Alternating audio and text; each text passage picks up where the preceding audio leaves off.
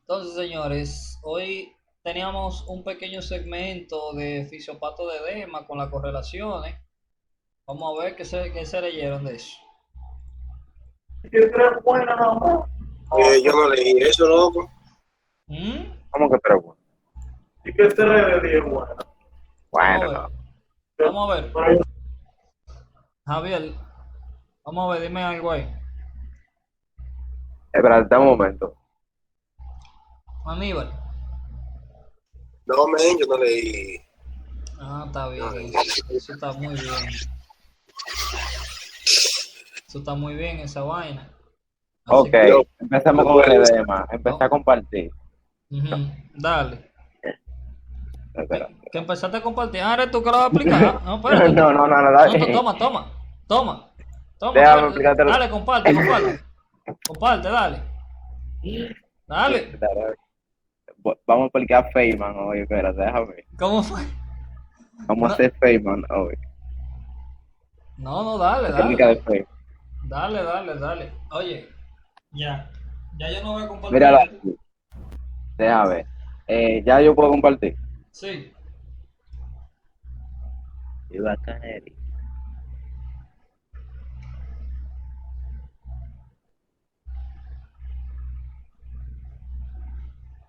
Señores, si ustedes quieren tema de presentación, yo no tengo problema.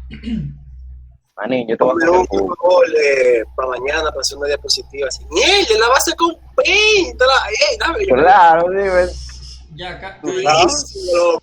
ya. Déjame, Silencio, señores, que Javier va a explicar. déjame buscarlo. No, yo creo que yo lo hago así. Con mis habilidades artísticas, yo creo que yo lo hago. Primitivo.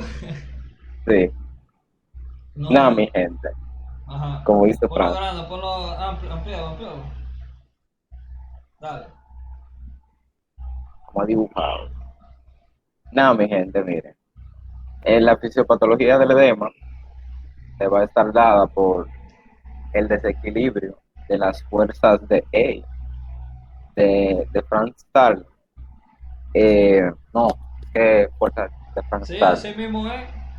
Ok, entonces aquí tenemos que, como estábamos hablando ayer, hay una fuerza que se va a ejercer hacia afuera del vaso, esa va a ser la presión hidroestática, y hay una que se va a ejercer como si fuese hacia adentro, pero eso es por eh, los solutos que tenemos en sangre, como la albúmina. Entonces, imagínense que esa es la albúmina, que como es un soluto, eh, va a atraer que la sangre, vamos a decirlo así, no salga de los vasos. O sea, la fuerza que va a hacer, ejercer es una fuerza hacia adentro, la que va a tener la albúmina. Por eso, cuando tenemos albúmina baja o lo que sea, yo estoy diciendo el caso de la albúmina porque es la más predominante, pero son la proteína en sí. Entonces, cuando tenemos en el ejemplo de la albúmina baja, entonces esta fuerza no va a tener quien la contraponga y va a salir fluido hacia afuera. Entonces, allá tenemos el caso, digamos, parte de la fisiopatología del edema, digámoslo con el ejemplo de la albúmina. Ok, Pero háblame de las causas. en inflamación, por ejemplo. Con relación a cada una de esas fuerzas, dime Ok, causas de edema. ok. Entonces, ahí tuvimos una, digamos, esa correlación de que la albúmina sale, ¿verdad? Ahí podemos tener edema. Pero también, si la cantidad de soluto es mayor aquí, el líquido va a salir, como cuando tenemos linfedema. O Ok, sea, vamos por parte. Tú me hablaste, la primera fuerza que tú me hablaste fue la presión hidrostática del capilar. Entonces, ajá. háblame de eso. ¿Cómo una alteración de eso me puede dar edema? ¿Y cuál sería una causa? Esa es una, por ejemplo, te mencioné el caso de la albúmina, si no tenemos albúmina. La presión hidrostática. Ah, la hidrostática. Un ejemplo de esto. Sí. Bueno, un ejemplo pudiera ser, eh, ¿Por qué se produce el edema en miembros inferiores cuando tenemos ya, fallo cardíaco Cajer. congestionado? Imagínense que es un pie, ¿verdad? Está mejor. Entonces, O sea, está muchísimo mejor que como yo lo hubiese dibujado. entonces, aquí tenemos las venas Ajá. que aquí tenemos como las válvulas, digamos, que van a impedir el retorno. Entonces, voy a seguir dibujando lo azul. Esa sangre, digamos, en la fisiopatología de insuficiencia venosa profunda, cuando estas válvulas no hacen su función, la sangre va a devolverse. Entonces va a aumentar esta presión hidrostática y va a hacer que la sangre, o sea, la presión va a subir la hidrostática y va a hacer que la sangre salga, o el líquido, fluido, salga hacia afuera y ahí está el edema. Bien, excelente. En el caso de la inflamación, es lo siguiente. Ustedes saben que tenemos histamina. Ujú. La histamina va a vasodilatar el vaso y va a hacer lo siguiente. Cuando lo vasodilata, no, cuando se vasodilata, este es el vaso, ¿verdad? Entonces, Ajá. digamos que lo tenemos así, Es el eh, vaso capilar. el vaso capilar. Ok. Digamos que este es, ¿qué? Vamos a meterlo. Ok. Digamos que este es el vaso, así, ¿verdad? Ujú. Digamos está normal. Ahora, cuando se vasodilata, empiezan como a abrirse las fenestraciones que tiene, empiezan como a separarse. Entonces, al separarse, esto cuando se vasodilata, Ujú. ya entonces hay espacio por donde salir los El fluido. fluidos, líquidos. Entonces, ahí viene y van hacia el lugar de donde tienen que actuar, ¡paf! Y van hacia allá, digamos, ¡paf! Entonces, en ese lado se hace el tumor, el edema, lo que se vaya a hacer. Pero por Bien. eso mismo, por la vasodilatación, se abren esas fenestraciones. Ok. Una pregunta, Aníbal. Excelente. Excelente. Emma, déjame mutearme ya. Él está mandando a preguntar a Aníbal. Ya con eso yo soy feliz. Dame mutearme, pero. Una pregunta, Aníbal. Em, ¿Cuáles son em, las citoquinas que podemos ver envueltas en esta fisiopatología? Hello, hello. Así que él dice cuando nadie responde. Hello. No, mi loco, yo no sé. Yo tampoco. Entonces, aquí lo dejamos. ¿Cómo que Coño, dame un quesito aquí. ¿Cómo Pero tú así? quítate la diapositiva.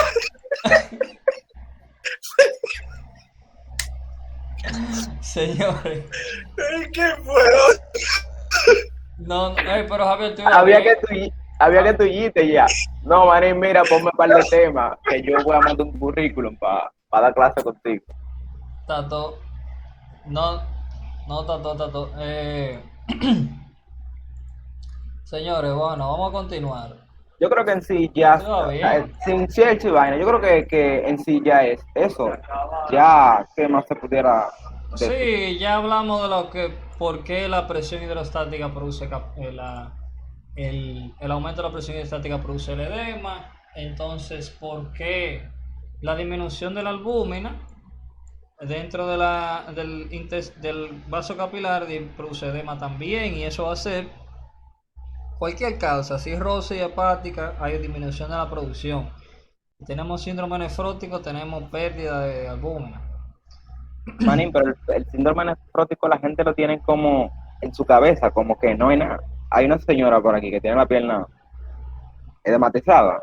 Y ella está diciendo que no, que eran por ella. Y yo le dije como que si ella está tratando la pierna, yo pensaba que era una insuficiencia venosa o algo así. Me dijo, no es el problema de la pierna, es los riñones ya. Ah, Sí, es peor. puede ser un síndrome nefrótico o nefrítico o ambos también. Eso depende del grado de lesión. O puede ser una insuficiencia, o sea, el edema causas renales, por ejemplo, si tú tienes un síndrome nefrótico, tú tienes pérdida de proteína y lo que tú tienes es menos presión coloidosmótica. Pero si tú tienes una insuficiencia renal, lo que tú tienes es mucha presión hidroestática porque no está filtrando y eliminando volumen sanguíneo. Algo que me faltó del edema, la fisiopatología de la ICC, pero bueno, es por lo mismo de la hidroestática. Yo te dije el ejemplo de Exactamente. insuficiencia, pero es básicamente lo mismo. Exactamente, es lo mismo. Entonces, además de que tú tienes también activaciones del sistema renina angiotensina aldosterona y tú tienes más volumen también. Entonces, hablamos, yo creo que cuando yo le expliqué la clase pasada, yo hablé de por qué se produce el linfedema, ¿verdad? Eso es por un aumento de proteínas del intersticio, por una obstrucción del drenaje linfático. Entonces, esto está obstruido, hay mucha proteína en el intersticio y eso produce edema. Entonces, Un edema linfovea, no peeling edema. ¿No? exacto, es non-peeling. Excelente. No produce fobia. Una pregunta, ¿tú estás proyectando? Yo creo que sí. Sí, se ve. Espérate, déjame salir entonces. Si sale y entra. Entonces, continuamos, señores. ¿Ya? ¿Está bien así? Tú hablaste de la fisiopatología de la inflamación. A mí me gustaría preguntarte, por ejemplo, cuáles receptores de histamina son los que se encuentran ahí a nivel de los vasos sanguíneos. Receptores de histamina. Sí, ¿cuáles? ¿Cuáles? ¿Qué tipo? ¿Los 1, los 2, los 3, los 4? Oh, ya. Solo uno. Son los 1. ¿Y a qué proteínas están acoplados?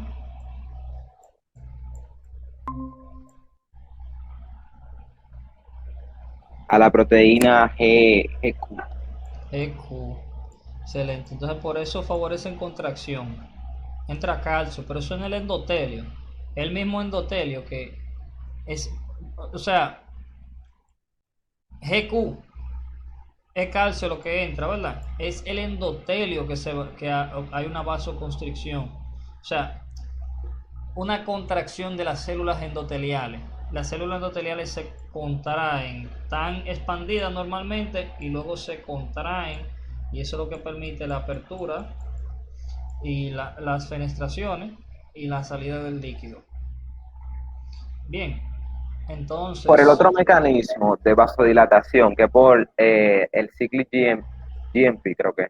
Esa vasodilatación es como o sea, es una relajación en sí, no así una vasoconstricción neta como habría en el H1. el H2 Ah, están acoplados a GS y tú sabes que lo mismo que yo le dije, importante, PKA inhibe a la myosin light chain kinase. Entonces, todo lo que me estimule GS, todo lo que me estimule cyclic AMP, eso significa que va a estimular a PKA y va a inhibir myosin light chain kinase, por eso hay vasodilatación. Bien. La GI también tiene un proceso parecido fisiológico, ¿verdad? Perdón. O sea, la GI también estimula la MLCK. La GI.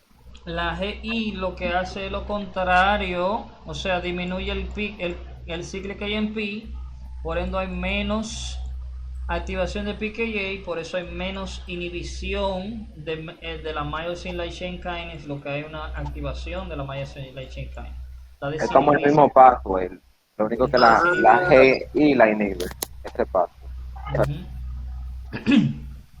La inhibe, pero al final la termina aumentando. No, pero lo que hay es que hay una desinhibición, eso es así que se llama, una desinhibición. Hay menos activación de PKA. PKA inhibe la myosin light chain kinase. Entonces, si es una proteína acoplada a GI, eso te va a dar menos cyclic AMP, y menos cyclic AMP te produce menos activación de PKA, y por ende tú tienes una desinhibición de la myosin light chain kinase. Ya no se está inhibiendo. ¿Entiendes? Ok. Sí, sí. Ok. Está bien. Entonces, bien, vamos a pasar a EKG, EKG. No era que está. Ah, no, espérate, para allá que están los signos. Míralo acá.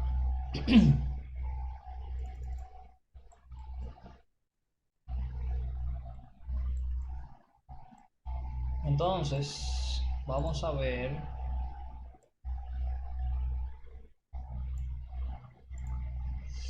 EKG.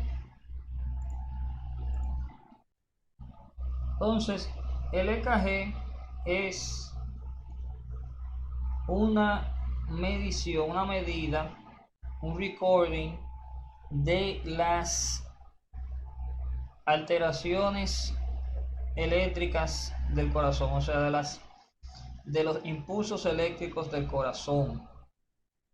Bien, entonces, el EKG, este tracing, se produce cuando el eje de dos polarización, miren lo que pasa, yo tengo distintos polos, ¿verdad? Yo tengo distintos polos. En la derivación, en la segunda derivación, en D2, que es la que nos vamos a enfocar, yo tengo un polo negativo que se encuentra aquí a nivel del brazo derecho y un polo positivo que se encuentra a nivel del pie izquierdo, hacia allá así. Entonces, cuando se genera un impulso eléctrico, que ya vimos cómo es que se generan los impulsos eléctricos, ese impulso eléctrico va a tener una dirección. Bien, va a tener un vector, una dirección. Entonces, el tracing del EKG normalmente está plano, así, cuando no hay ninguna despolarización. Cuando el polo, el vector de la despolarización, o sea, la dirección de la despolarización, está apuntando al polo positivo, entonces se produce una elevación. Ok, se produce una elevación en el EKG. Se produce una deflexión positiva, se llama eso. Ok, entonces la primera deflexión positiva, o lo primero que vemos es la onda P, que va, ese polo va así, va aquí, en ese mismo vector, pero va desde aquí, desde el SI node hacia allá, hacia el AB node, y tiene esa dirección. Ok, entonces, fíjense lo siguiente. Luego de que se produce esa onda P, se depolarizan las aurículas, la onda P, o sea, la deflexión baja de nuevo hacia la onda isoeléctrica, ya baja. Lo que está pasando aquí es que las aurículas se despolarizaron. Bien, al principio la aurícula estaban, no, ¿verdad? La membrana de la aurícula estaba negativo y dentro y positivo afuera. Ahora ella se despolarizó completamente. O sea, ella empezó despolarizándose. O sea, aquí está polarizada, bien. Entonces se empezó a despolarizar y cambió la polaridad. Ahora, cuando ya ella está totalmente despolarizada,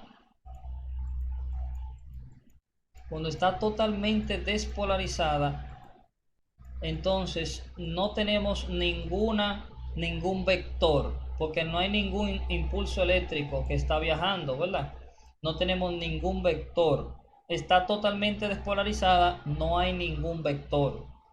Ok, entonces, esto es lo que está pasando acá en el segmento PR, que la despolarización de la onda P ocurrió y ya no hay ningún vector y por ende ya no está marcando en el EKG. Entonces, continúa esto acá. Entonces, miren, el intervalo PR me indica el paso de la despolarización desde el nodo auriculoventricular hacia el sistema de Purkinje, a las de Easy, sistema de Purkinje, hasta que llega al músculo cardíaco. Bien, entonces eso es lo que me indica, ¿ok? El paso a través del nodo auriculoventricular y el sistema de Purkinje. Después hablamos de la patología y cómo se asocia a eso. Entonces, miren, acá entonces empieza a despolarizarse el ventrículo. El impulso eléctrico viajó por el sistema de Purkinje y llegó a los ventrículos. Entonces va a empezar a generarse estas ondas que se conocen como el complejo QRS. Esas ondas de despolarización se generan porque el vector, lo primero que hay, mira, acuérdense, aquí está el polo negativo, está el polo positivo del EKG. Lo primero que se forma es un vector que va desde izquierda a derecha y eso genera la onda Q. O sea, primero el vector marca hacia allá y luego tenemos otro vector que va a marcar hacia el ventrículo, hacia allá, y eso me genera la onda R. Ok, me genera la onda R y luego él desciende generando la S y acá y volviendo hacia la línea isoeléctrica. En este punto el ventrículo ya está despolarizado. Las ondas se generan cuando se está despolarizando, cuando está ocurriendo la despolarización. Cuando ya se despolariza, ya no hay vector de despolarización y el eje, o sea, ya no se van a generar ondas, sino que vuelve a marcar cero. Bien, vuelve a marcar cero el EKG. Entonces, lo que tenemos aquí es que ya se despolarizó, todo el corazón está así, todo el músculo del corazón está así, está despolarizado, negativo fuera, positivo dentro.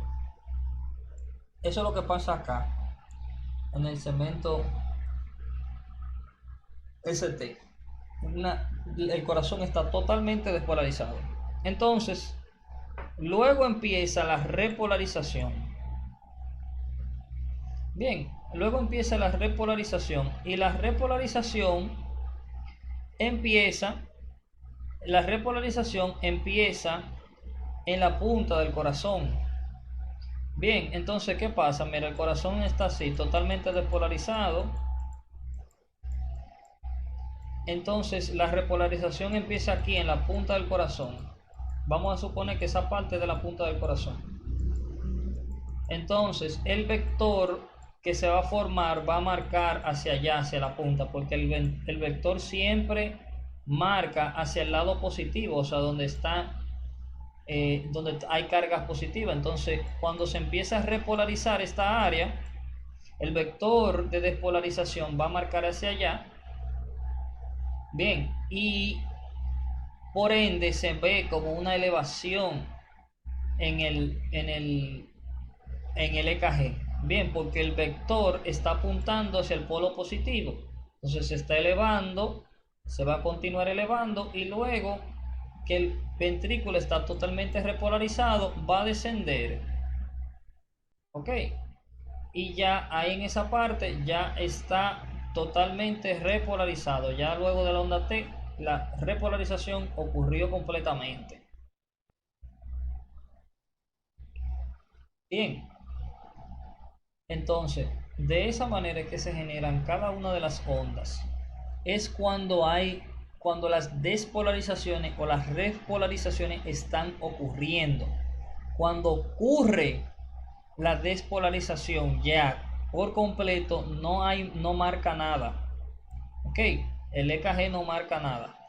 Entonces, porque no hay un vector, porque no hay una diferencia de polaridad a través de la membrana del corazón.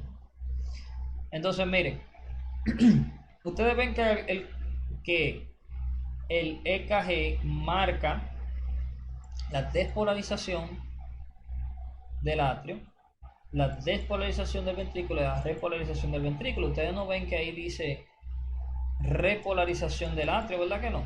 Ahí no dice repolarización atrial. El atrio sí se repolariza, debe de repolarizarse. Lo que pasa es que la repolarización coincide con el complejo QRS. Cuando el atrio se está repolarizando, hay una onda de repolarización, pero está dentro del complejo QRS y no se marca. No se marca porque el vector que se forma por la despolarización del ventrículo es mayor y por ende nunca llega a aparecer. Bien, pero sí. ¿Cómo llama esa onda, loco? No sé, en verdad. No sé qué letra tiene, pero no sé qué Yo creo letra- que fue como por lógica, quizás. Lo hicieron, lo deducieron, me imagino. ¿Cómo así? Sí, me imagino que por deducción ellos dijeron, se tiene que repolarizar. Y, o sea, no fue como que se marcó alguna vez, sino por deducción ellos No. lo hicieron, me imagino. Sí, ellos han hecho estudios y si tú puedes ver estudios, si tú solamente estudias, por ejemplo, un cadáver y solamente estudias el atrio, tú vas a ver la onda P de despolarización, pero tú vas a ver otra onda de repolarización. Si tú tomas solamente el atrio de un cadáver y tú le haces un EKG, tú vas a ver que se va a despolarizar y se va a repolarizar. Sí, porque ya no va a haber Porque no hay ventrículo. ventrículo. ¿Me entiendes? Oh, Ok. Maní, vete para la NASA, no haga ningún isomerina. oh, Oye, eso. No, señores, que yo doy ACLS. O sea, yo doy esta vaina cada 3 o 4 sábados. voy a ponerme. Yo. Está bien, no puedo pasar toda la tira. Entonces, miren. Ya, entendemos. ¿Cómo es que se forma todo esto? Question. Entonces, la onda Q y la onda S, el vector va hacia la izquierda, porque tiene que ser negativo, ¿verdad? O sea, Exactamente, entendiste, muy bien. El vector va a ir un poquito, va a indicar un poquito hacia el polo negativo y por eso disminuye en el complejo QRS. Al principio de la despolarización empieza un pequeño vector de inicio que va a indicar que se va a estar orientando un poco hacia el polo negativo y por ende que se disminuye, porque indica hacia el polo negativo. Entonces, por eso que ocurre. Bien, yes. entonces, Eso se puede leer en el ¿cómo que se le llama? El eje, el famoso eje. O sea, así El que eje- se va bien. el eje es otra cosa. El eje lo vamos a dar cuenta bien. El eje lo vamos a ahorita. Hablamos del eje ahorita. Entonces, mira, empieza ese pequeño polo, genera la onda Q, luego ese polo hacia el ápice, la onda R, y luego para la onda S, de nuevo se genera otro polo hacia allá.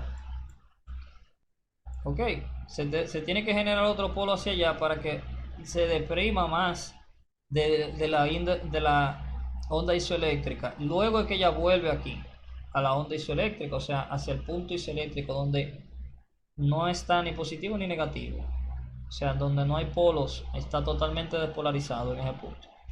Entonces, así es que se generan esas ondas y hay patología asociada a cada una de ellas. Entonces, vamos a empezar con la onda P. Entonces, la onda P puede estar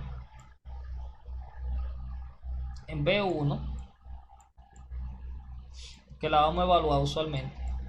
Puede estar picuda, bien amplia, bien elevada. Esta onda P picuda se le denomina onda P pulmonar. Ok, onda P pulmonar.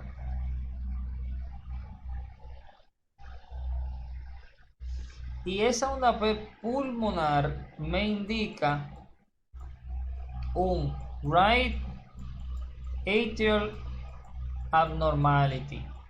Onda P picuda me indica un right atrial abnormality, una anormalidad. Puede ser una dilatación, del atrio derecho, pero es una anormalidad. Puede ser cualquier cosa, no tiene que estar dilatada. Una anormalidad en el atrio derecho. Esa es la onda P picuda o pulmonar. Ok. ¿Por qué se produce eso? Per se, en B1, miren, acuérdense, vamos a buscar el asunto de la anatomía cardíaca, espérate. Vamos a buscar el cuadrito de la anatomía cardíaca. El cuadrito no, la imagen. Miren acá. Vamos a llevarme esa imagen. Miren qué es lo que pasa. ¿Dónde que ustedes ponen B1? ¿Dónde se pone B1? En la pared anterior. Ahí mismo. Casi en la línea paraesternal. Segundo paso intercostal, línea paraesternal. ¿Verdad? Entonces, vamos a ver. ¿Qué es lo que yo busco? Ah, sí. Ok. El 12 lead EKG placement. En el cuarto espacio interconal, línea paraesternal derecha. B1. ¿Verdad que sí? Cuarto espacio intercostal, línea paraesternal derecha. Esta es la derecha, ajá, exacto. Entonces, bien. Ups, no lo copié. Copy. A ver. Me imprimí. Se llevaron dos. Ok, míralo ahí. Pregunta Entonces, esa toma. Entonces, mira, es el B1. El B1 está aquí. Allá adelante. El corazón está pegado de aquí, ¿verdad? Miren el ventrículo derecho y pegado del esternón. Ese B1 es el polo positivo. Entonces, el atrio derecho está aquí adelante. El atrio derecho está adelante, el izquierdo está atrás. Este es el izquierdo, este es el derecho. Entonces, cuando esto está dilatado, ese eje de despolarización se va a pronunciar hacia allá, hacia el atrio derecho. El eje de despolarización va a durar más tiempo para llenar ese atrio derecho, para despolarizar ese atrio derecho, y está dirigiéndose hacia B1 y por ende la onda P se hace más elevada. Ok, eso es lo que pasa con la onda P pulmonar. Bien, el eje de despolarización va hacia allá, hacia B1. Bien, ya lo visualizan, es hacia allá que se va, hacia la pared anterior. Entonces, cuando vemos una onda P mitral, entonces, bueno, ¿por qué se llama onda P pulmonar? Bueno, Se llama onda P pulmonar porque, por ejemplo, si ustedes tienen una hipertensión pulmonar o una patología pulmonar cualquiera, un COPD, por ejemplo, eso le va a producir una hipertensión pulmonar y eso te conlleva a una dilatación del ventrículo derecho, a una hipertrofia del ventrículo derecho, y esa hipertrofia te conlleva a una hipertrofia del atrio derecho también. Entonces, esa onda T es pulmonar porque sugiere patologías pulmonares que me producen esa hipertrofia. Entonces tenemos otra onda P, que es la onda P mitral, que es una onda bifásica o prolongada, ¿verdad? Prolongada en el tiempo. Entonces, ese complejo bifásico o prolongado se produce por la misma alteración. Miren que ahora tienen B1, tiene una deflexión negativa. Entonces, eso se produce por un left atrial abnormality o una dilatación del atrio izquierdo. Entonces, aquí lo que ustedes tienen es un polo que está en contra del B1 hacia allá. Bien, un polo que está en contra de B1 hacia allá, hacia el atrio izquierdo, que está totalmente al contrario que B1. Bien, por eso hay una deflexión negativa. Bien, entonces eso es lo que pasa con la onda P mitral o onda P o prolongada. Se llama mitral porque, por ejemplo, si ustedes tienen una estenosis mitral,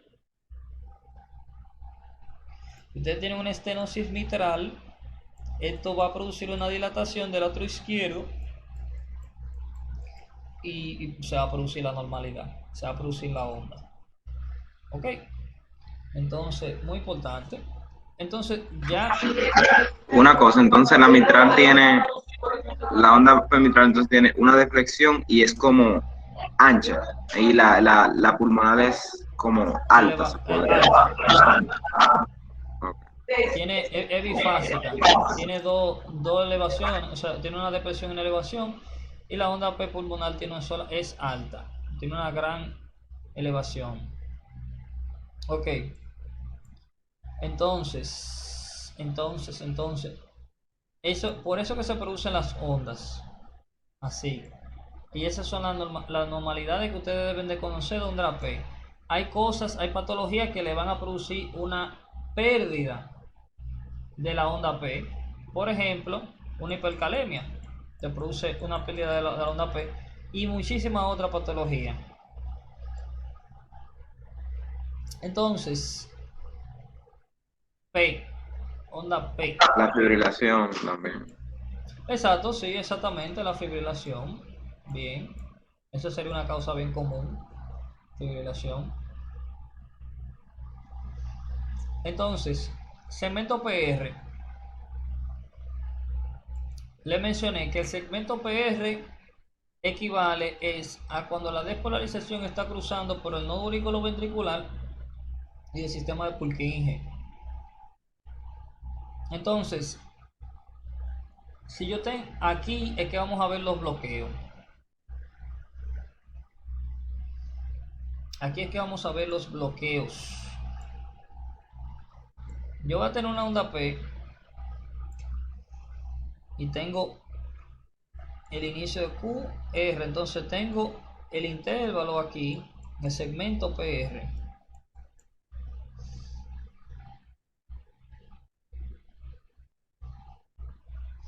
Entonces miren, acá en todo ese periodo desde que aparece la despolarización del atrio hasta que aparece la despolarización del ventrículo, polarización del atrio, eso es el sistema de conducción por el nodo AB y el fibra de Purkinje.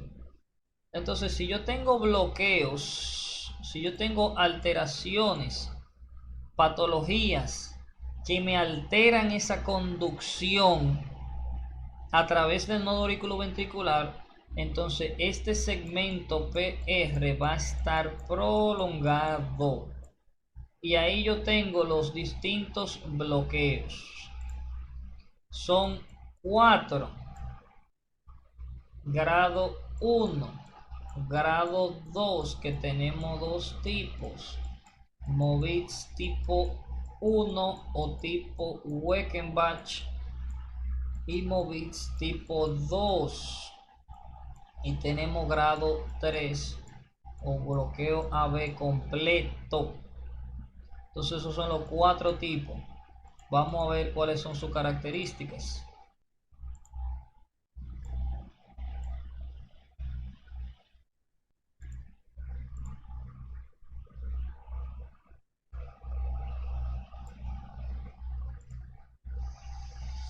El grado 1 es una prolongación. El PR está prolongado, pero siempre conduce al QRS.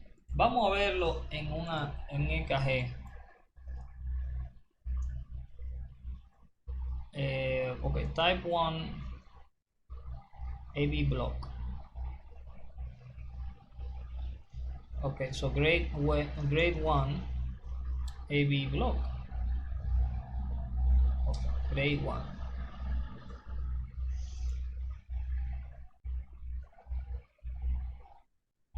Está prolongado. 0.38. Usualmente son 20. Ok, 0.20 es lo normal. Entonces 0.38 está prolongado. Mira, Entonces, prolonga en el tiempo. Sí, prolongado en el tiempo. Okay. Está prolongado. Eso es un first degree. Entonces, déjame ver. Aquí como que hay una imagencita que lo resume los otros. Ah, sí, me la voy a llevar. Mira, ya no tengo que buscar. Movitz tipo 1. Ese es el grado 1, ¿verdad? Ahora, grado 2, Movitz tipo 1. Aquí tenemos en los Movitz tipo 1. En los Movitz tipo 1 tenemos un PR que se va prolongando cada vez más y luego lleva a una P que no conduce. Miren el PR aquí. Miren el PR aquí. Miren el PR aquí. Ven que cada vez más largo. El intervalo PR. ¿Se lo están viendo? Miren Sí, el sí. PR. Miren el PR ahora. Miren el PR ahora. Entonces lleva una P que no pudo cruzar por el nodo auriculoventricular. No cruzó, se despolarizó la aurícula, pero esa despolarización no cruzó al ventrículo. Entonces miren que ahí no hay QRS ni T. Una P que no conduce. Y luego aparece otra P. Bien, ahí apareció otra P.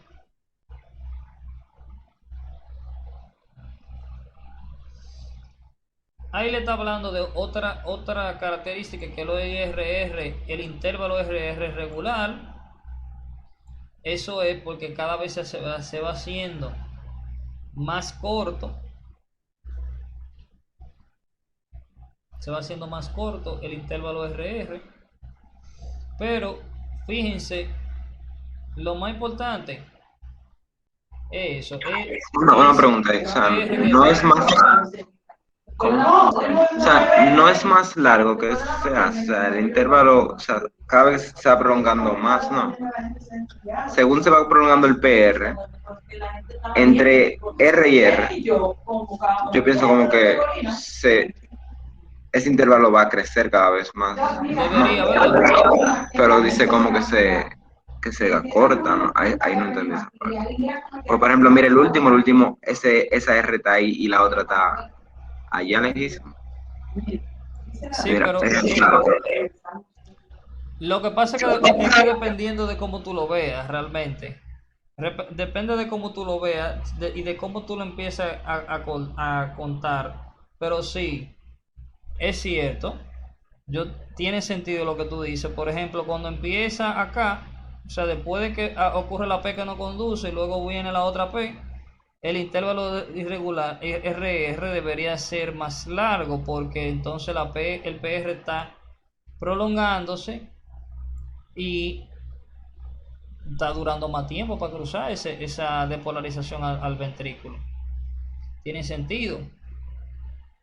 Entonces, eso podría ser, puede que eso sea un error.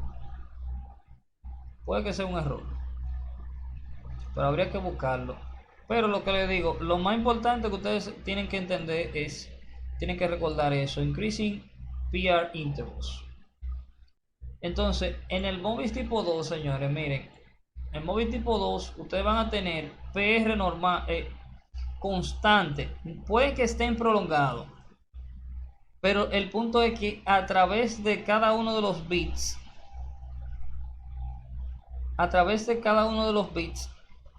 el no va a hacerse más grande, no va a ir creciendo, va a quedarse igual, y luego lleva una P que no conduce. Súbito así. Ajá, de manera súbita. Aquí va aumentando, pan, una P que no conduce.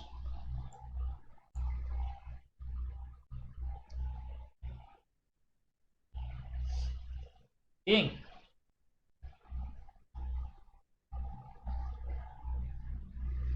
Aquí le dice, por Dale para ejemplo, atrás, Fran, a eso.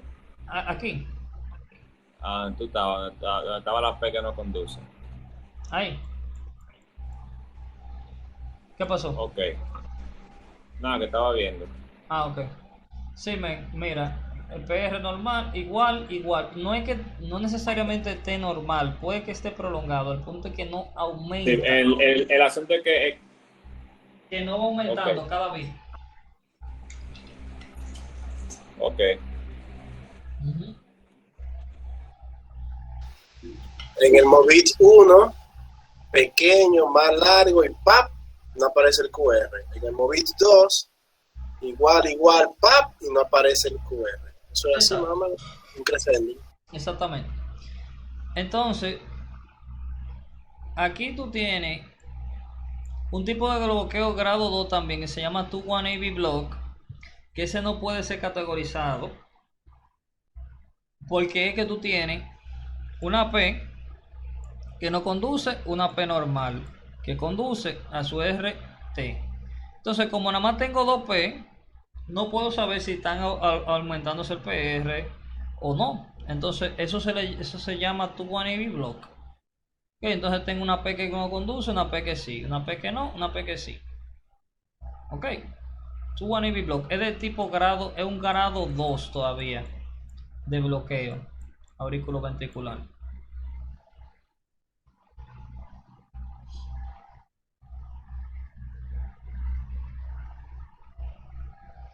Entonces, ok. Tenemos el grado 3, señores, que ustedes van a tener una disociación atrioventricular. Ustedes van a tener un ritmo atrial que no tiene que ver con el ritmo ventricular. Vamos a buscar una imagen. Un grade 3 AB block. Y van a ver veces que esa onda P va a aparecer encima de la T, va a aparecer encima del QRS. Aparece en todos los sitios. No, esa es muy chiquita. Vamos a llevarme este.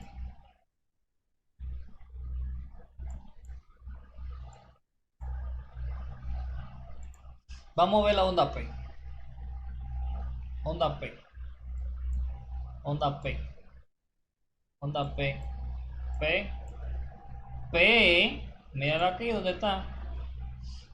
¿Oyeron? Miren esa onda T, miren. Mira esa onda T, mira esa. Mira esa onda T. Esa T tiene una P encima. Ok. Ustedes ustedes van viendo que la onda P va apareciendo a intervalos regulares. Entonces, fíjense como aquí es donde le correspondería aparecer y aparece encima de la T. Sigue la onda P. Sigue la onda P. Bien, esa P está, esa frecuencia arterial está independiente a la frecuencia del ventrículo. Entonces, fíjense la frecuencia del ventrículo. R, R, R, sigue una frecuencia más lenta que la frecuencia del atrio porque no tiene relación. Otra cosa que ustedes pueden notar es que esto está prolongado. Ese QRS está prolongado. Bien, es un QRS mayor a 0.12. Es un QRS prolongado, entonces eso te habla de que eso viene del ventrículo. Cuando ustedes ven un QRS prolongado, significa que es una frecuencia que viene del ventrículo. Ok, si viniera de la aurícula estuviera corto el QRS.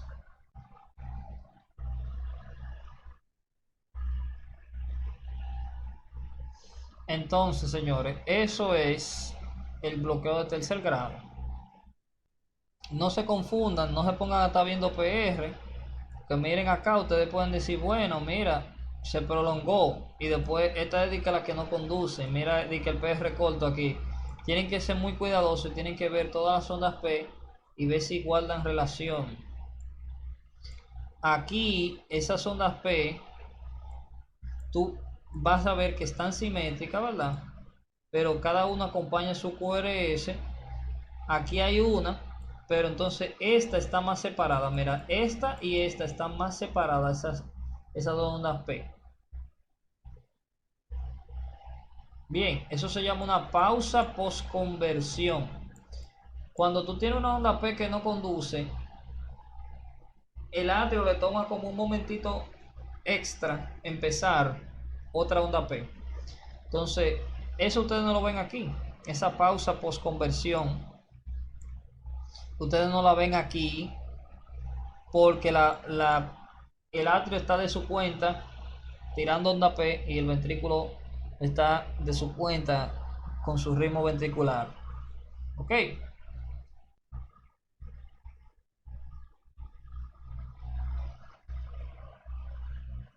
Entonces es un bloqueo de tercer grado. Eso nos vamos a dar cuenta por el intervalo PR. Entonces con el QRS, con el intervalo QRS,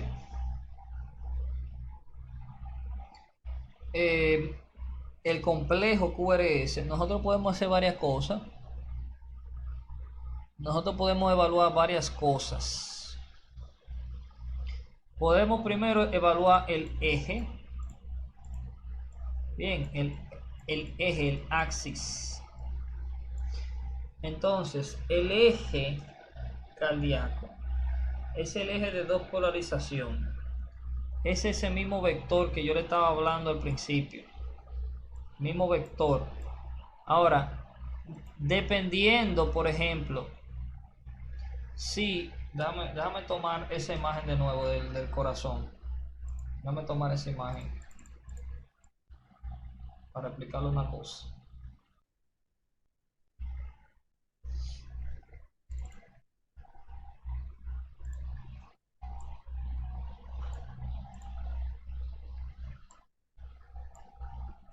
Miren, dependiendo de dos cosas, el eje se va a el eje de despolarización va a modificarse, por ponerlo de esa forma, va a cambiar su orientación. La orientación normal del eje va así, hacia allá. Ok, esa es la orientación normal. Ahora, cuando yo tengo, por ejemplo, una hipertrofia del ventrículo izquierdo, el eje va a indicar, se va a desviar un poquito más para allá, porque va a durar más tiempo en despolarizar toda esa masa de ese ventrículo. Entonces, el aumento de la masa me va a aumentar, me va a desviar el eje de despolarización hacia allá, el aumento de la masa del ventrículo. Otra cosa que me va a desviar el eje es un bloqueo. Bien, un bloqueo de rama. Si ustedes se fijan en esta rama, o sea, el haz de is te va a dar dos ramas del sistema de Purkinje, una rama izquierda, una rama derecha. Si yo tengo un bloqueo de rama, entonces el corazón va a durar más tiempo en despolarizar ese ventrículo izquierdo, porque la conducción es más lenta y dura más tiempo despolarizándolo porque es más lenta. Entonces el eje se desvía hacia allá. Entonces el mismo concepto ocurre cuando es hacia el lado derecho del corazón. Si tengo una hipertrofia o si tengo un bloqueo de rama derecha.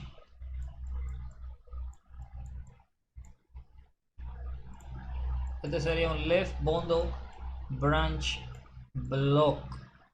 Entonces, ¿cómo es que vamos a ver esos ejes? Vamos a ver un 12 leaf EKG, 12 lead EKG. Vamos a ver si hay una imagen que me enseñe, ok, todos los leads. Quiero una imagen que me enseñe todos los leads, ok. Aquí nosotros vemos lo siguiente, miren, esos ejes, esos leads precordiales, que son eso, lo ve, ellos me indican, nosotros estamos viendo el corazón en sentido antero-posterior. Bien, los otros ejes, nosotros estamos viendo el corazón como si fuese un corte parietal. Bien, perdón, un corte sagital. O sea, un corte sagital. Ese mismo corte que tiene la imagen.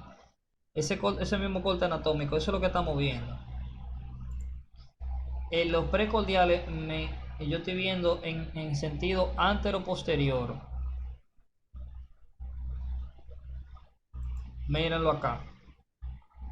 Bien, ahí yo estoy viendo en sentido antero-posterior y los otros leads me están viendo el corazón en sentido sagital. Entonces, déjame tomar esta imagen, a ver. Tomar esta imagen. 2,3 ABF. Aquí solamente están los precordiales. Exacto, vamos a tomarlo con esta porque vamos a ver los cambios de eje. Entonces vamos a tomarla esta. Entonces miren, lo mismo que yo le estaba explicando. Si por ejemplo yo tengo una hipertrofia del ventrículo izquierdo, un left ventricular hypertrophy, el polo va a ser ese en negro, va a estar indicando hacia allá, va a durar más tiempo en despolarizar toda esa masa, y así mismo yo voy a ver que ese polo va a estar marcando más el 1, que es el polo positivo que corresponde al brazo izquierdo, o el ABL, que ya es una derivación unipolar que se sacan de los otros polos, del 1, 2 y 3. Entonces el eje va a estar hacia allá o hacia allá, hacia arriba. Entonces ustedes van a ver esa onda R de depolarización, la van a ver alta en ABL o en 1. Ustedes van a ver ahora mismo. Miren, por ejemplo, vamos a buscar un left ventricular hypertrophy y EKG. Vamos a ver dónde está el eje. Miren, vamos a buscar este.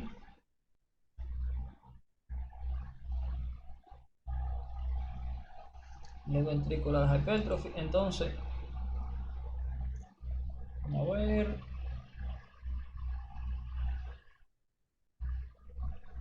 Miren esta sí está, esta sí está didáctica. Miren,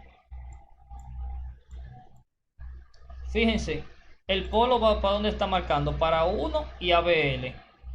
Yo le dije, esa onda R va a estar elevada allá, va a estar elevada en 1 y ABL. Entonces mírenlo ahí, miren esa onda R elevada en 1 y ABL. Ese eje está para allá, está marcando para allá. Ok, Hay una forma fácil de medir el eje. Espérense, déjame buscar el cosito del eje. El hard axis grades, the diagram, deviation diagram. Este asunto. Ustedes han visto esto, ¿verdad? Han visto este grafiquito. Mira eso. Vamos a buscar otra imagen.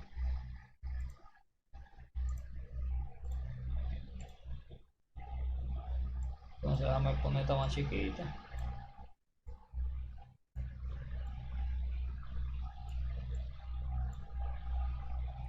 GG. Déjame buscar otra imagen, espérate. Esto es... Ok, esta es más chiquita. Ok. Entonces fíjense. Es lo mismo. Aquí tiene un corazoncito, pero es lo mismo. Aquí le está diciendo los polos. 1 ABL, ABR, 2, 3 ABF. 2, 3 y ABF. Entonces, cuando ustedes tienen una elevación de 1 y ABL, la forma en la cual yo calculo el eje es más sencilla. O sea, ustedes van a ver que hay veces que ponen 1 y ABF y lo que hacen es que lo cuentan. Yo no hago eso, miren. Yo busco las dos elevaciones de R que sean más altas. Aquí yo tengo 1 y ABL. Entonces, por ejemplo, si esa elevación mide, vamos a ver, 0. Aquí serían, aquí tenemos, desde aquí abajo tenemos como 3 rayitas, aquí tenemos 5, aquí tenemos como 2. Entonces tenemos como 5 mm hacia arriba, ¿verdad? Como 10 mm más o menos. Y aquí tenemos como 10, como 13. Aquí tenemos como 13. Entonces, si ambas elevaciones fueran 10, el eje va a estar entre las dos. O sea, si ambas fueran 10, el eje va a estar entre los dos. O sea, el eje estaría ahí en menos 15. Si ambas fueran 10. Entonces, como este es de 13, o sea que está más elevado en ABL, significa que esa despolarización está más cerca de ABL que de 1. Entonces, yo le pondría, por ejemplo, como un menos 20 más o menos. Y así yo lo aproximo. Ese eje estaría desviado hacia la izquierda. Estaría menos 20 aproximadamente. Ok, y así ustedes calculan el eje. Entonces, cuando ustedes ven un EKG y ustedes se fijan en esa en esas ondas, ustedes van a ver cuáles son las más elevadas y ustedes se van a dar cuenta si hacia dónde que se está desviando el eje, hacia dónde que está viendo esa despolarización a nivel en ese corte sagital. Ok, esto puede ser una hipertrofia del ventrículo izquierdo o puede ser fisiológico. En este caso sí es una hipertrofia del ventrículo izquierdo porque yo puedo sacarle el índice de Sokolov. O sea, si yo mido esto hasta acá abajo, esa depresión negativa en B1 o en B2 y sumo la deflexión positiva en B6 o en B5, y si eso me da más de 35, entonces eso me habla de que hay una hipertrofia del ventrículo izquierdo. Eso se llama índice de Sokolov. Bien, eso te sugiere de que hay una hipertrofia del ventrículo izquierdo. Eso se sacan con las derivaciones precordiales. El otro índice sería, o sea, el otro indicio de que hay una hipertrofia sería esa desviación hacia la izquierda. Ok, esa desviación hacia la izquierda. Bien. Entonces, vamos a ver un bloqueo de rama izquierda. Vamos a ver un EKG de un bloqueo de rama izquierda. Ustedes se van a dar cuenta que en un bloqueo de rama izquierda el eje va a estar desviado hacia la izquierda, número 1, y número 2, que va a ser un QRS amplio. Entonces mira este EKG, inmediatamente le llama la atención, miren, 1 y ABL elevado, ¿verdad que sí? ¿Por qué? Porque se está retardando más tiempo en despolarizarse el ventrículo izquierdo y ese eje está marcando hacia allá, hacia el polo 1 y hacia el polo ABL. Ese polo 1 es el polo ABL del lado izquierdo. Se está despolarizando, dura más tiempo allá hacia esos polos. Entonces, inmediatamente ustedes se dan cuenta de eso. Ese eje está desviado hacia la izquierda. La segunda cosa que ustedes se están dando cuenta es que ese QRS está prolongado. Y aquí yo tengo como si fuese una M. Como si fuese una M, ¿verdad? Eso se forma en el bloqueo de ramas. Se puede formar el QRS puede tomar esa forma en forma de M en las deflexiones positivas o en forma de W en las deflexiones negativas. O sea, aquí en B1 puede hacer una W también ahí abajo. Entonces el complejo QRS ensanchado y la desviación es el lado izquierdo del eje, eso me dice a mí que hay un bloqueo de rama izquierda. Ok, hay un bloqueo de rama izquierda. Entonces, los bloqueos de rama derecha tienen otra característica. Los bloqueos de rama derecha tienen este complejo R'. Déjame ver, aquí te lo da más. En B1, ese complejo R'.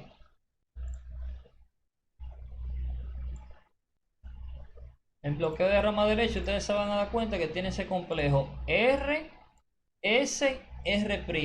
Ese R' es que la primera deflexión positiva del QRS es R. Si aparece otra deflexión positiva, es una R'. Entonces ustedes tienen una R, S, R'. Ok.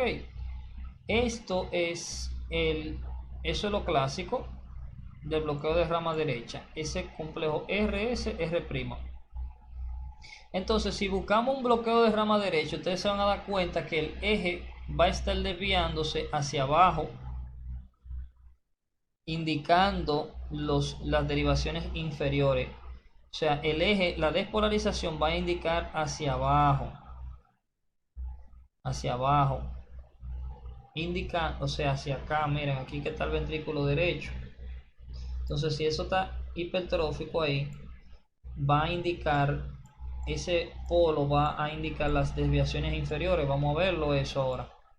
Vamos a buscar un bloqueo de rama. Ustedes se van a dar cuenta que 2, 3 y ABF va a estar elevado. Van a estar elevados. Right bundle branch block.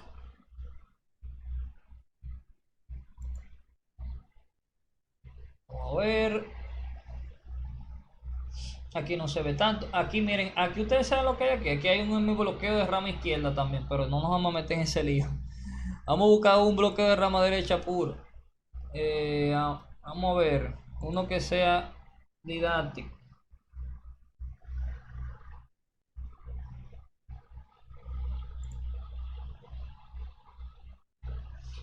Ajá. Miren la elevación de 3 ABF ahí. Bien. 2 no tanto, pero tienen una elevación ahí de 3 y de ABF. Me parece que, sí, tiene un ST, as an acute ST elevation myocardial infarction. O sea, esto parece como si fuese eso fue lo que pensé inmediatamente. Dije, ven acá, pero esto parece como un STEMI, pero es un bloqueo. Vamos a ver, no habrá uno didáctico que sea bonito por ahí, se vea bonito. 2, 3 ABF. No, está bien. Nos vamos a quedar con este. Apréndanse eso. No encuentro uno que se vea bien. Entonces, apréndanse eso. Buscando uno en ambos. Primo. A ver si te lo mando. Dímelo. Estoy buscando a ver en ambos, a ver si aparece uno. Sí, uno que se vea 2-3 ABF elevado para que lo veamos todo en contexto, porque si tienen esa desviación hacia la izquierda del eje, asociado a ese complejo RS', eso puede ser un bloqueo de rama derecha acoplado a un hemibloqueo de fascículo anterior de la rama izquierda. Entonces ya eso hemibloqueo, eso ustedes no tienen que saber eso para este punto. Yo quería buscar uno que se vea bonito, pero está bien. Lo importante es que se tienen que tener pendiente, mírenlo ahí, el bloqueo de rama derecha. RS', ahí en B1. Bien, entonces vamos a ver un right ventricular hypertrophy, a ver si se ve el 2-3 y a ver. Hay algo aquí en ambos. Si tú quieres, lo comparto para que lo vean. Sí, espérate, déjame, yo veo. O te lo voy a mandar por chat, o qué tú dices. Sí, Por chat. sí, mándalo.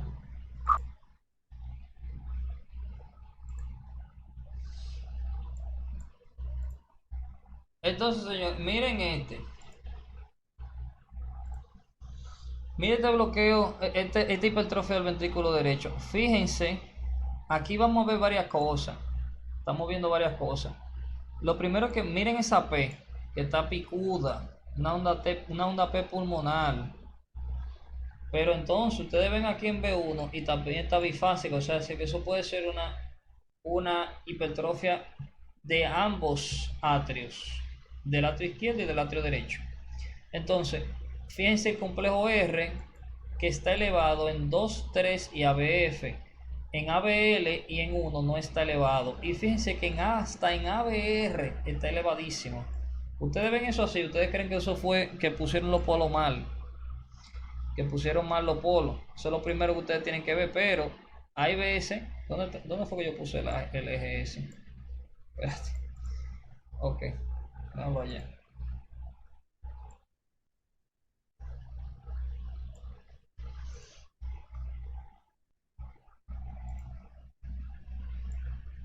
Ok, entonces lo que pasa es que ustedes tienen aquí es que esa hipertrofia va a hacer que ese eje de despolarización me esté orientándome esos polos de 2, 3 y ABF, de 2, 3 y ABF. Entonces eso es lo que yo estoy viendo, una elevación de 2, 3 y ABF, una desviación hacia la derecha.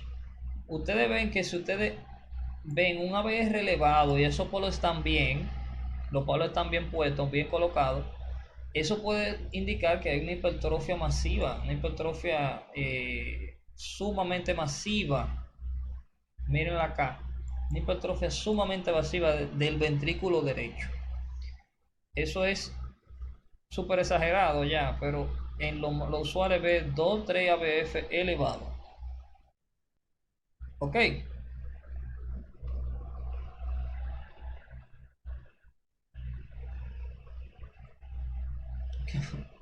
¿Qué es lo que dice Miguel? ¿Qué fue?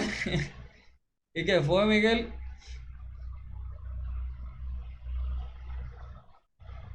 Pero Dios mío, Miguel, pero relájate. No, es lo mismo que estábamos viendo. Eso es lo mismo que estábamos viendo, Ok, Javier. ok. Javier, oíste, eso que tú mandaste es lo mismo, no veo nada distinto. Entonces, nada, eso es el bloqueo de rama derecha.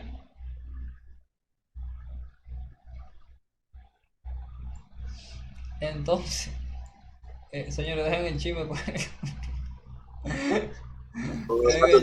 Fuera una vaina, no sé qué diablo fue. Dejen el chisme por el grupo. Entonces, señores, vamos a Pero la continuar. borró de una vez. Yo no sé cómo lo que mandó, pero lo borró de una vez. No va a parar lo mío.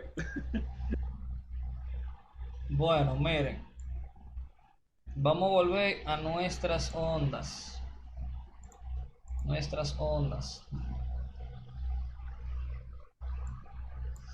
Dijimos, estábamos hablando de QRS, vimos lo más importante.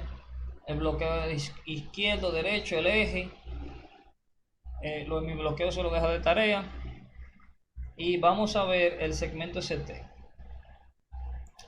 El segmento ST, señores, lo que ustedes tienen que saber, miren, esto que se llama punto J es donde se une la S, o sea, esa elevación de la S con la línea isoeléctrica, que es la línea 0, donde está 0.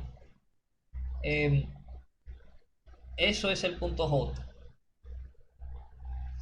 Este punto J y el segmento ST o se elevan o se deprimen.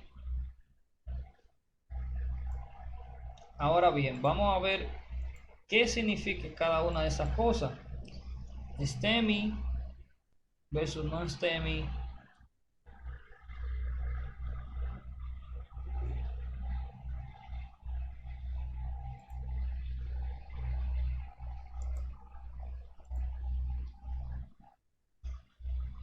Entonces vamos a ver eso, vamos a ver qué es lo que significa eso. Miren,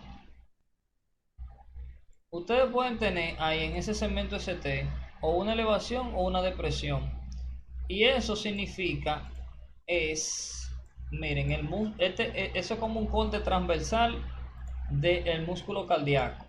Ustedes tienen el epicardio aquí adentro, aquí afuera, el epicardio. Ustedes tienen el endocardio. Endocardio. Entonces, ¿cuál es la parte del corazón, de las capas del corazón? ¿Cuál es la parte más susceptible a isquemia? ¿Cuál es?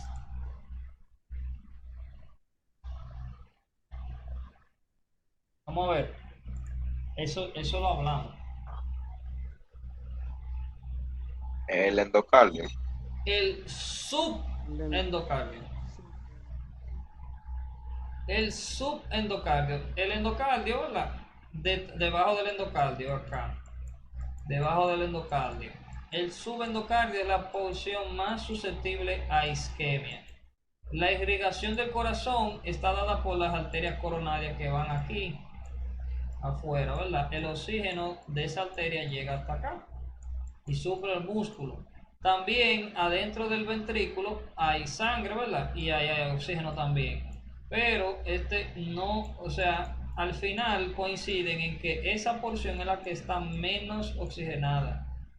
Bien, entonces, Es como la limítrofe. exactamente, es el watershed area. Es una watershed area, una área limítrofe de irrigación. Entonces, si yo tengo una obstrucción,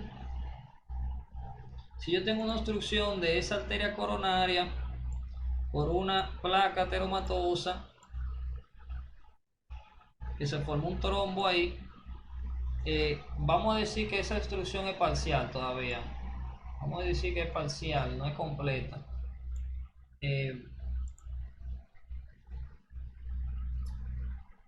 Lo que vamos a tener, señores, es que la zona que se va a afectar primero va a ser la zona watershed, porque es la que tiene menos oxigenación. Entonces, esa zona es la que se va a afectar primero, y esto se visualiza en el EKG como una depresión. Okay, eso es indicativo de isquemia.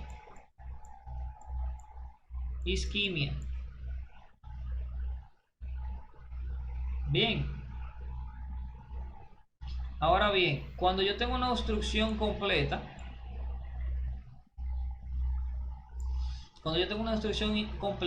ya yo voy a tener que nada del corazón, la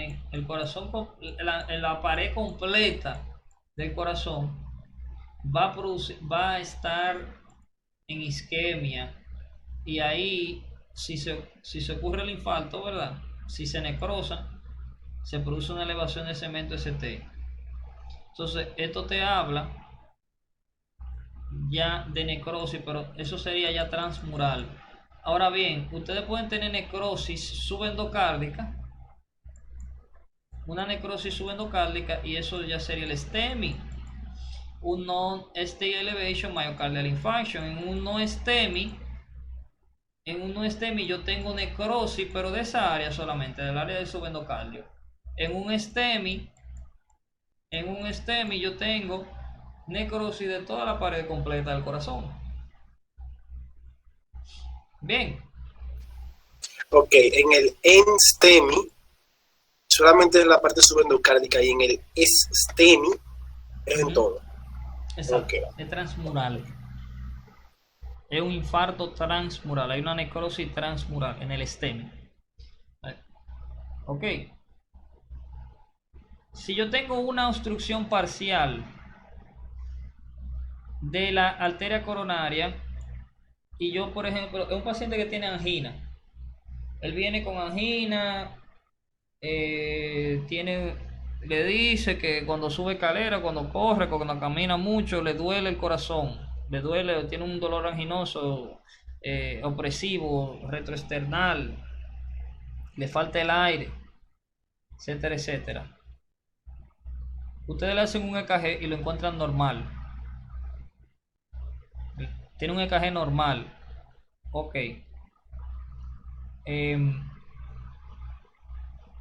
ustedes le hacen? Le mandan a hacer un exercise test, ¿verdad? Un stress testing. Le mandan a hacer una prueba de esfuerzo. En la prueba de esfuerzo le están tomando a él, le están tomando EKG continuo, lo están monitorizando con EKG. Y en la prueba de esfuerzo el concepto es básico. Si él tiene una placa ateromatosa y que está ocluyendo parcialmente, lo que yo quiero ver es esto, una depresión, porque si la oclusión es parcial, yo voy a ver que la isquemia me va a producir una depresión del segmento ST porque me está afectando solamente el subendocardio. Ok, me está afectando solamente el subendocardio.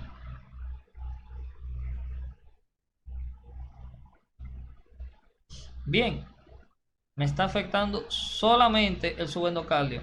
Miren qué es lo que pasa, señores. Vamos a ver un STEMI. ¿Por qué que se produce esa depresión?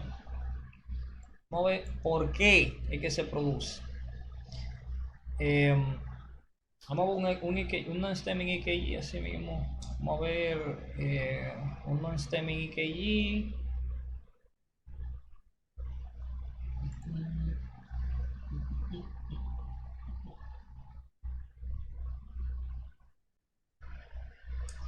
No, pero con la depresión está bien, puede ser un STEMI. Ok, míralo aquí.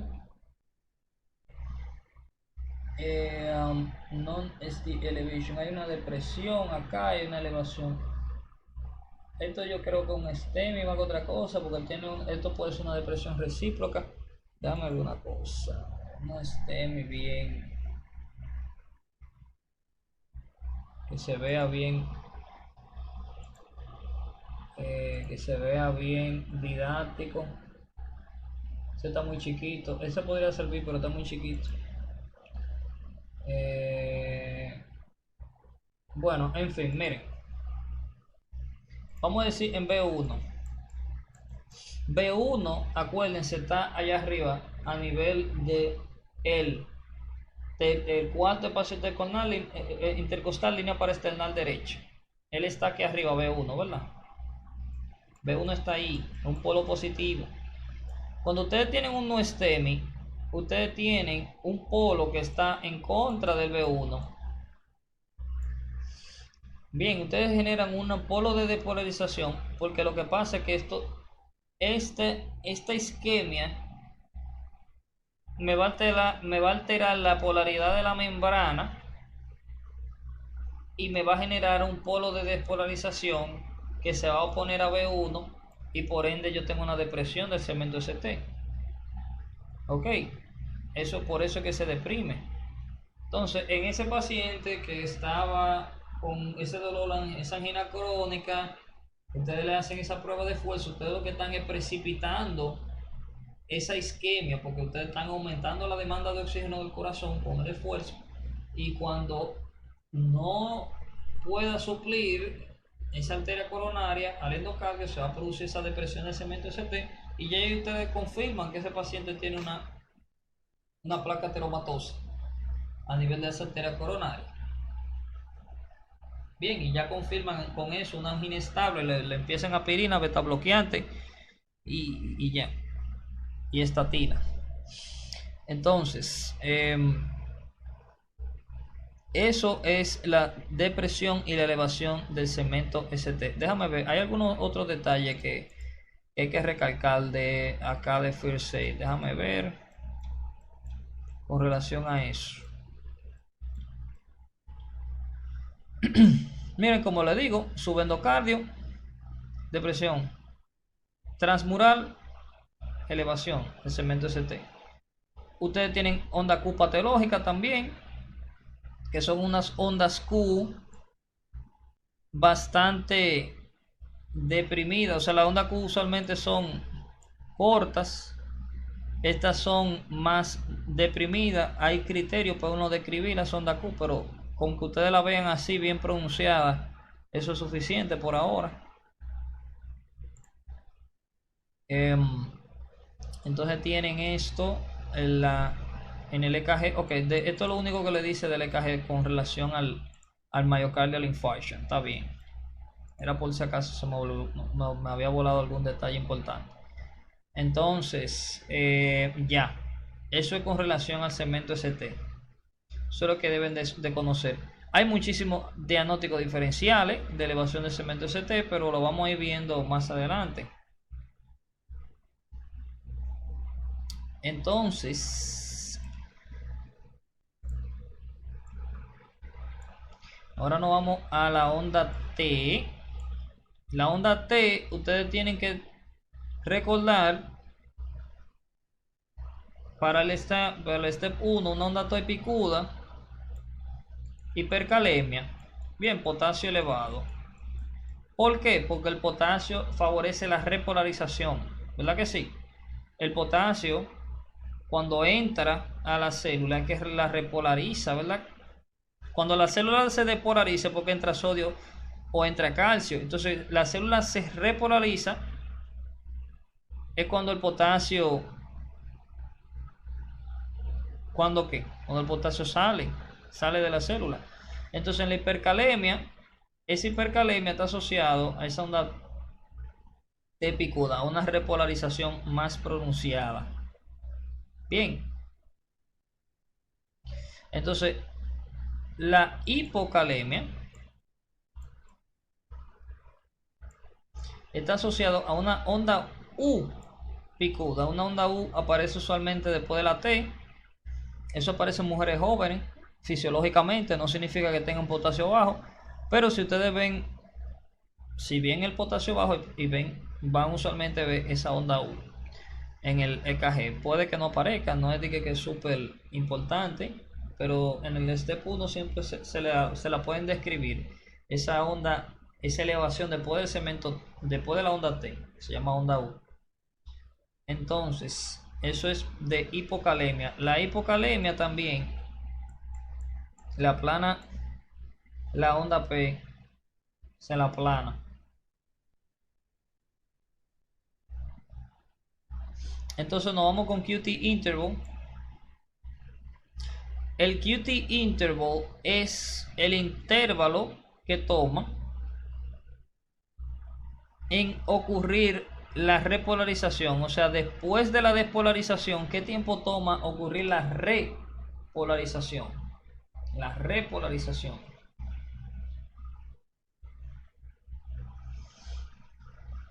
Hay distintas causas de prolongación del intervalo QT. Hay distintas causas.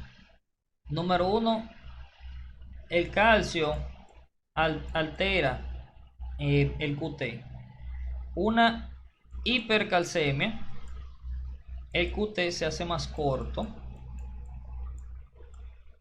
El QT se hace más corto. El QT se hace más corto. La T aparece más cercana. Si hay una hipercalcemia, eso aumenta la repolarización del ventrículo. La hipocalcemia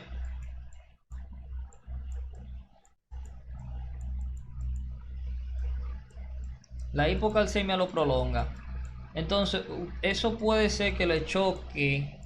Eso puede ser que le choque con la fisiología que vimos de la despolarización del músculo cardíaco, pero lo que pasa es que esos electrolitos, el calcio tiene efectos, o sea, son efectos complejos lo que tienen esos electrolitos en el EKG per se.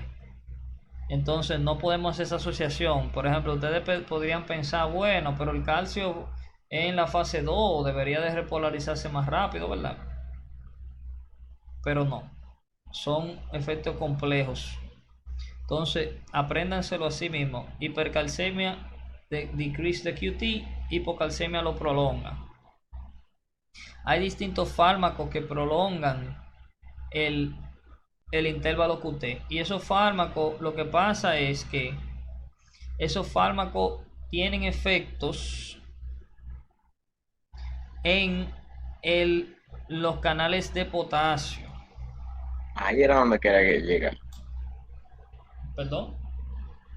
Ahí era donde quería llegar, porque yo decía, Maga, pero ¿por qué los fármacos te prolongan el QT, pero el calcio también? Entonces como que era confuso, ¿no? Espérate, vamos a ver, mira, este sí tiene explicación.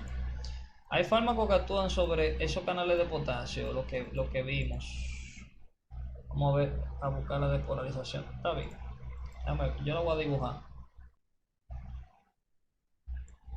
Claro, eficaz. Miren, no, ustedes saben su despolarización normal de músculo cardíaco. Ustedes tienen que esa fase 3, la fase 3 es por salida de potasio, ¿verdad? Por canales, los canales de potasio. Hay una corriente de potasio lenta, que son canales que se abren ya después de la fase 0, fase 1, fase 2. O sea, se abren mucho después de esa despolarización inicial. Entonces, cuando yo bloqueo esos canales, esta repolarización se prolonga. Y si se prolonga la repolarización, se prolonga el intervalo QT. ¿Verdad? Se prolonga el intervalo QT. QRS. Entonces, para volver a aparecer, para aparecer esa T, toma más tiempo. Aquí yo lo estoy exagerando. Pero toma más tiempo porque tiene que bajar la polaridad para que ocurra la repolarización. Entonces, los fármacos que bloquean, que actúan sobre canales de potasio, ellos la repolarización la alteran. ¿Ok? La repolarización la alteran, la prolongan. Entonces, miren qué es lo que pasa con la hipercalemia. Lo que pasa con la hipercalemia es que el potasio sale por gradiente. Bien, el potasio sale por gradiente. Aquí hay bajo potasio, perdón. Aquí hay alto potasio, mala mía. Aquí en el líquido intracelular hay alto potasio. Afuera hay bajo potasio. En el líquido extracelular hay potasio bajo. Líquido extracelular fluido. Entonces, si yo tengo una hipercalemia, miren, si yo tengo una hipercalemia, ¿qué va a pasar? El gradiente de salida de potasio se va a disminuir. O sea, ahora aquí yo tengo un poquito más de potasio afuera. Eso evita que salga más potasio de dentro de la célula. ¿Ok? Porque es un gradiente. Vamos a decir que el gradiente era 50, 5. Eso es lo normal. Pero ahora está 50, 15. Bien, el gradiente es menor. Por ende, eso lo que hace es que salga menos potasio, se quede más potasio dentro de la célula y esa repolarización ocurre con más potencia y por eso es que produce esa onda T picuda que corresponde a la repolarización. Eso ocurre en la hipercalemia.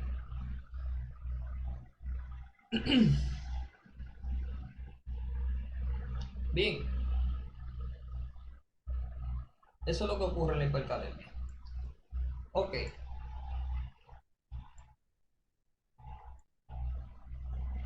Entonces, señores, el calcio no tiene una aplicación así tan straightforward como los otros electrolitos. Ustedes lo más que pueden hacer es aprendérselo a sí mismos. Pero, o sea, ustedes lo pueden razonar. Se puede razonar, pero es un razonamiento que no necesariamente es la fisiopatología per se. Pero miren, si hay más calcio fuera de la célula, entonces ese complejo, esa fase 2 debe de ocurrir más rápido, ¿verdad? Debe de ocurrir más rápido, y si ocurre más rápido, entonces va a ser más corta y por ende el QTE va a ser más corto si hay una hipercalcemia. Si hay una hipercalcemia, bueno, pues la fase 2 va a ser más prolongada y va a durar más tiempo en aparecer la repolarización, y por ende el QT va a ser más largo. Ok. Ahora lo que le digo que eso nosotros analizándolo así, pero no necesariamente lo he leído descrito así, como que diga que eso es per se.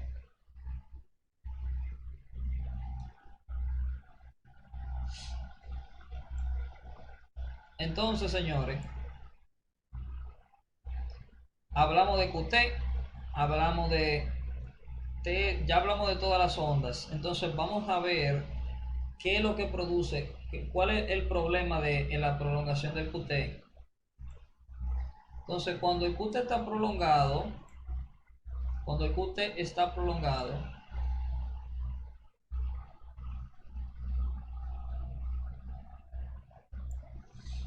lo que puede pasar es lo siguiente. Si en el QT prolongado significa que el periodo refractario relativo, el Relative Refractive Period, acuérdense que hablamos de periodo refractario relativo y absoluto, y que el periodo refractario relativo correspondía a la fase 3, y que en la fase 3, si se prolonga, entonces es lo que vimos ahora mismo, que prolonga el QT. Pero entonces mencioné que el periodo refractario relativo permite que otra despolarización pueda ocurrir en el músculo cardíaco, siempre y cuando sea lo suficientemente fuerte. Entonces, prolongar el QT significa prolongar el periodo refractario relativo. Y cuando yo tengo un foco anómalo que genera una despolarización, y esa despolarización cae en el pico de la onda T, se produce el fenómeno de R en T. Y esto va a iniciar en lo que se llama torsade de points. El torsades de points, que es una arritmia que tiene esta característica, una característica en forma de uso.